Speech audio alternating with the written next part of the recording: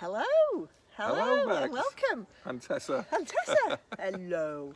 We're back here in the Dingle, just over 3 weeks. 3 weeks and 1 day. Since TEDx happened. So I've actually just thought we'll have a little catch up with Gary from Warrington Worldwide and talk about his thoughts as a sponsor at the event and what he thought about the event. And Tess, but you couldn't make it, could you, sweetie? No. There weren't enough tickets. Well, I've got to say, Bex, I've got to take my hat off to Kirsty and the team for bringing such a fantastic event to Warrington.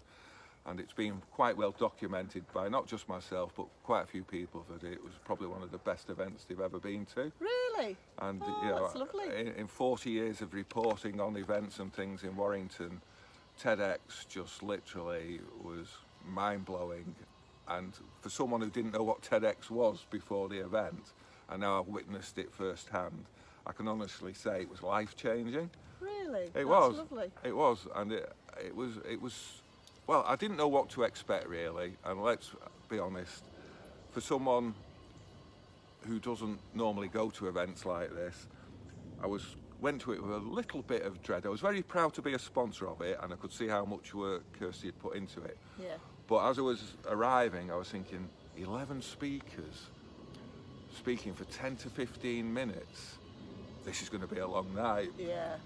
And when we walked into the Pyramid, which was a fantastic venue, I've got to say, but it was very warm in the room. It was a hot day. It was a hot day. It was a very warm room. And I walked in and I thought, I just had a pint downstairs in the bar before the show. And I went in and I thought, 11 speakers, 10, 15 minutes, warm room. I wasn't feeling up for it, to be honest. Yeah, late in the day. Late in the day, yeah.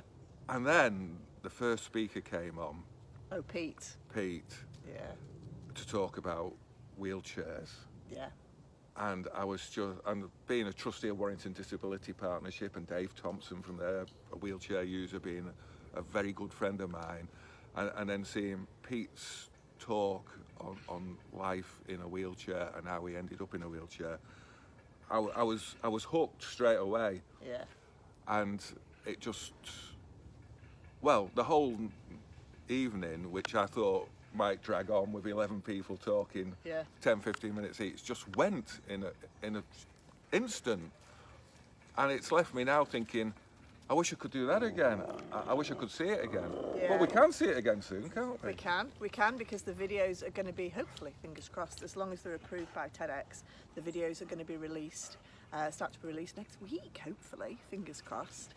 So yeah, all 11. But I don't think seeing the videos will be quite the same as seeing it the same at the event. And we were very fortunate because they only allowed 100 people in, didn't they? They did. Because of the license. License restrictions. Yeah. But it's like when you go to a concert, isn't it? We all film it on our mobile phone. Yeah. But how often do you actually go back and look at it? You might look at it once, but then you forget about them. Yeah. So seeing it actually there on stage as it happened was a remarkable experience, and certainly one I'd love to be involved with again as a sponsor. Brilliant. It was good, and there was such a good atmosphere, wasn't there? Because we had, I mean, like you were saying, not being able to capture the moment. I mean, Ali's high kick. I mean, Ali, one of our speakers, came in and did a high kick, and I'd seen her rehearse. But when she came on stage, she absolutely just brought the house down. It was so much power and energy. Yeah, energy. There's so much energy in the room. I mean, when the interval came, I actually went and found Kirsty and just gave her a big hug and said, "You smashed it." Yeah. Because, in fact, I said, "I think you smashed it out the park," because it just was something I'd never experienced before, and I certainly want to experience it again. Yeah, and there was laughs, wasn't there? There was laughs. We had John on there, talked about a serious issue, but bringing in his sort of comedian and fun and laughter. We had singing, didn't we? Yeah, well, we finished with the singing, but I mean, of all the speakers, of the 11 speakers, the one I knew personally was Ben Dunn, and when he sort of talked about his journey and the loss of his son in the tragedy with Viola Beach. Yeah.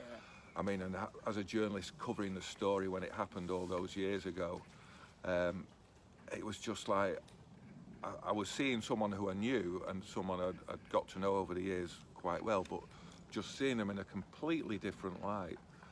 And it was really emotional, and particularly when they had the band perform the Viola Beach song as well. Oh, at the interval, Yeah, and that yeah. was a lovely surprise Yeah. because, well, I mean, and Bennett organised that and brought them in, so we were all watching the stage, weren't we? And all of a sudden, music started, and then at the back of the stage, there was the band. Yeah. So I don't think anyone had noticed. No, had no, no. It was completely. It was like off the cuff, even though it was Yeah. obviously part of the plans. It was just, you know, Ben had given the talk about Viola Beach and his son, and then to hear that song, it was sure it was very emotional. they? I don't think there was a But dry emotional, house in the night. yeah.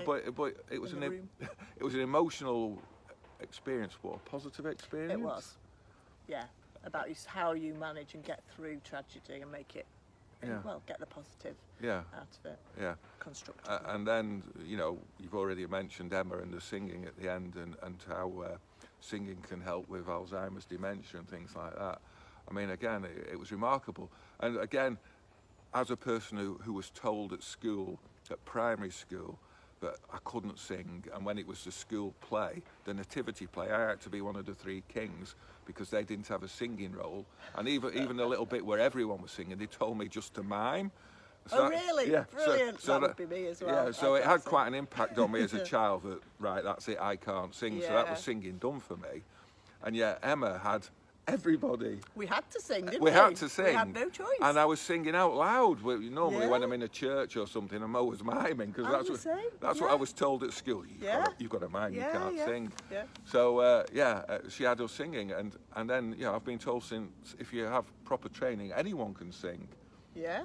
Well, So- we've all got a voice, I suppose, haven't we? Yeah, you've just got to find what level you can sing Yeah. at, rather than to try and be Freddie Mercury. I'll never be Freddie Mercury. No, and I'm never going to hit those high notes. No, I'll never hit the high notes either. But I could do a deep voice, Yeah. probably. But it's funny, isn't it? Because I was really self-conscious about doing that, but actually afterwards, we just felt really empowered and really Well, because she uplifted. made everybody do it, Yeah. and we all felt part Yeah. of it. I mean, it was a great end to the event. Yeah. And like I say, I can't wait to be involved next time, and more than happy to be a sponsor again, as long as you don't put the price up too much, Kirsty. Oh, well, we'd just like to say a huge thank you, Gary. We really enjoyed the event, and just seeing everybody's faces in the room was just phenomenal. Everyone came out absolutely buzzing. Our tickets sold out in, I think it was 39 minutes. I'm guaranteeing next year they're probably going to sell out in about 3 minutes because everyone's been buzzing about it, haven't they? Well, everyone's going to want one well in advance, so there probably won't be any They to go are. on sale. Well, we will put them on sale just to give everyone a fair chance Yeah, of getting absolutely. one. But no, well, thank you. I mean, we really enjoyed the event, and we certainly enjoyed the rest afterwards because it was a big event. It was a lot of organising that went in. But Yeah, you could see how much time and effort had gone into producing the event, and like I say, I thought it was going to be a long event, but it went in the blink of an eye. yeah. So yeah, just thank you, Gary. Thank you for supporting the event. Thank you for covering the event through Warrington Worldwide. And thanks for joining me again in the Dingle with Tess. Yeah, but she's not been quite as well behaved this time, but I'm blaming your dog. Yeah, Rosie's here. Rosie. She's just, you can't see her, she's just on camera. Pop, pop, pop, pop. Oh, Here's Rosie. Oh, there you there's go. Rosie. Oh, the Rosie and Tess show. So yes, so thanks, Gary, and we'll sign off. So I'm Bex. I Thanks, didn't Bex. introduce myself, did I? Bex Day, social media executive. This is Rosie, this is Tess, and the fabulous Gary. Gary from Warrington Worldwide, proud to support great community events like TEDx. Yeah. Thanks, Gary. See you all soon. See you Bye. next year.